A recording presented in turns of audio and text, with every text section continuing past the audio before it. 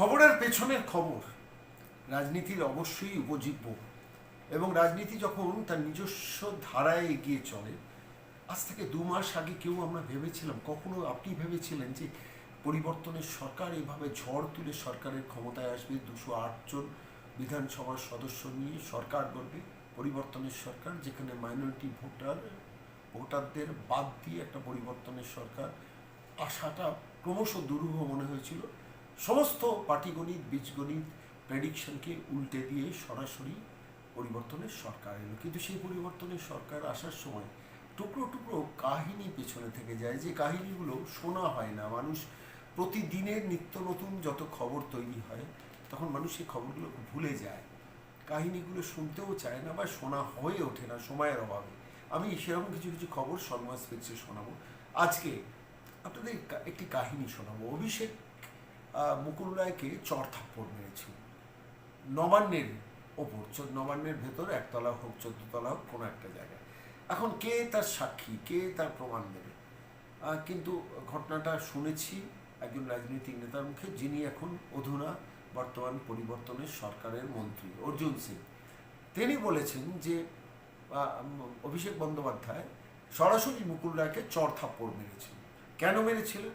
টাকা পয়সার হিসেব, টাকা পয়সা মুকুল তুলতেন, দলকে দিতেন না বা অভিষেককে পাঠাতেন না, এমনই কিছু ইঙ্গিত করলেন অর্জুন সিং তার একটি সাক্ষাৎকারে রিপাবলিক বাংলায় মহিত রঞ্জন ঘোষের সঙ্গে সরাসরি সাক্ষাৎকার দিতে গিয়ে। সেই কাহিনীটা তুলে আনলেন। আমার মনে হলো খুব ইন্টারেস্টিং। কাহিনীটি সত্যি না মিথ্যে সেটা অর্জুন বলবেন, কিন্তু আমার মনে হয়েছে যে বাংলার রাজনীতিতে এই কাহিনীটা সবার শোনা দরকার। আবার মুকুল রায়কে অভিষেক পিটিয়েছিল। হ্যাঁ, নবান্নর মধ্যে মেরেছিল মুকুল রায়কে অভিষেক হ্যাঁ, একদম ঘাড়ে ধাক্কা ফাক্কা চড় থাপ্পড় সব মেরেছিল। কেন? পয়সার হিসাবে নিয়ে। পয়সাটা অভিষেক মুকুল রায় তো পয়সা সকল এই কয়লা ফয়লা পয়সাটা তুলতেন। এবার অভিষেক জানতে পেরেছে কি আমার পিসি মুখ্যমন্ত্রী, পয়সা তুমি তুলবে, পয়সা হিসাব। আপনার মনে আছে একবার আমার গাড়ি মমতা ব্যানার্জি আটকে ছিল, কি আমার গাড়িতে কে আছে? গাড়িতে কেউ ছিল না, আমি আরামে, আমার একটু গাড়িতে ঘুমানো অভ্যাস আছে। তখন আমি খুব রিয়েক্ট করেছিলাম এই টপিন রোডে মোড়ে। রিয়েক্ট করার পরে সেদিন আমি পরের দিন আমি সিপি ঘেরাও করেছিলাম। আর ব্যাপক আমার যারা কর্মীরা ছিলেন তারা ব্যাপক মানে ঝামেলা হয়েছিল। এবার মমতা ব্যানার্জি বারবার আমাকে ফোন করছেন, আমি ফোন ধরছি না। আমাকে এক মিডিয়া চ্যানেল ফোন করলো কি আপনাকে কালকে বসতে হবে, নাম করা মিডিয়া চ্যানেল। আমাকে তারপরে ওই বক্সি ফোন করলো, সুব্রতদা এই যেতে হবে না, এই আছে ওই আছে। আপনি জানেন আমার একটা পেপারও চলে, একদিন পেপারটা। তো আমি বললাম না, আমি তো যাব, গেছিলাম, বলেওছিলাম কি অর্জুন সিংকে সিপিএম জামানায় কোনোদিন পুলিশ হাত দিতে পারিনি। তৃণমূল জামানা, যে তৃণমূলকে দলকে আমরা নিয়ে এসেছিলাম, সেই তৃণমূল জামানা আমাদের অত প্রেস্টিজ হ্যাম্পার করা হয়েছিল। এটা নিয়ে বিধানসভা সুযোগানন্দ মিশ্রও বলেছিলেন আলোচনার মধ্যে। তখন আমি খুব রিয়েক্ট, মানে আমি এই ছেড়ে দেবো, বুঝলেন, থাকবো না এখানে। তখন আমার এক মানে আমার পেপার এডিটর ছিল ঋতুব্রত, ওর মাধ্যমে আমাকে ডাকা হয়েছিল। তখন আমি মমতা ব্যানার্জিকে বললাম, দেখুন খবর তো আমি মানে যে কোনো লোক থেকে ভালো খবর রাখি সারা বাংলা, কে কি পাপ করছে পুণ্য করে, এটা আমার নেটওয়ার্ক আছে, পার্সোনাল নেটওয়ার্ক আছে। অনেক পুলিশের মধ্যে আমাদের আত্মীয় স্বজন বন্ধু বান্ধব চাকরি খবর সব পাবো আমরা, বা আপনাদের মতন লোকেদের সঙ্গে সম্পর্ক থাকে। আমি তখন বলেছিলাম কি রোজ 5 কোটি টাকা তুলছে কে? মুকুল রায়, আপনি কত পাচ্ছেন? ঠিক এই ল্যাঙ্গুয়েজ ছিল। মমতাকে বলেছিল। তখন মমতা বলছে না, আমরা তো কিছু পাই না। তার 10 দিন পরে মুকুল রায়কে নবান্নতে চড় থাপ্পড় মেরেছিল। ঠিক এই মানে এই টাকার খেল নিয়ে মুকুলদাকে অভিষেক পিটিয়েছিল। হ্যাঁ, নবান্নর মধ্যে মেরেছিল। মুকুল রায়কে অভিষেক মেরেছিল? হ্যাঁ, একদম ঘাড়ে ধাক্কা ফাক্কা চড় থাপড় সব মেরেছিল। কেন? পয়সার হিসাবে নিয়ে।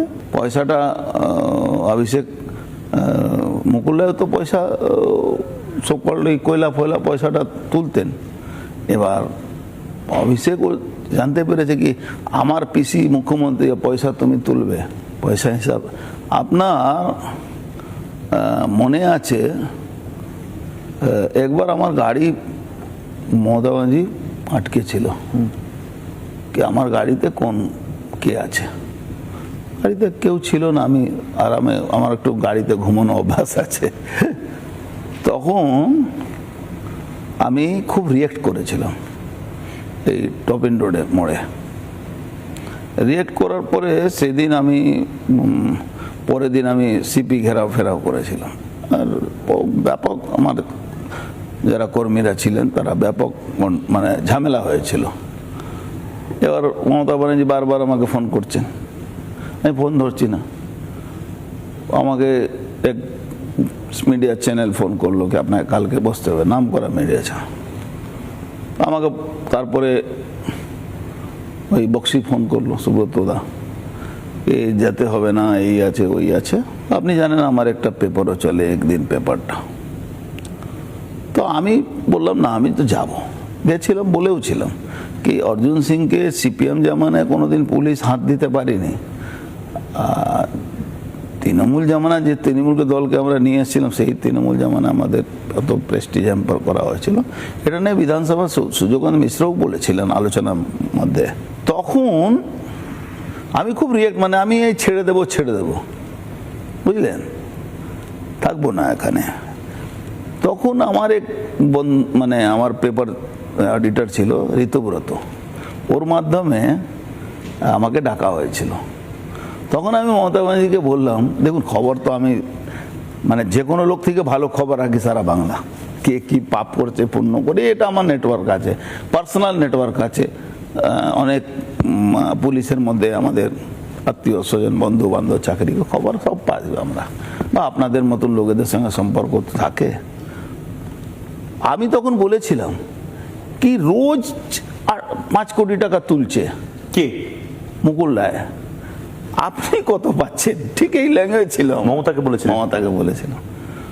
তখন মমতা বলছে না আমরা তো কিছু পাই না। তার 10 দিন পরে মুকুল রায়কে নবান্নতে চড় থাপ্পড় মেরেছিল, ঠিক এই মানে এই টাকার খেল নিয়ে।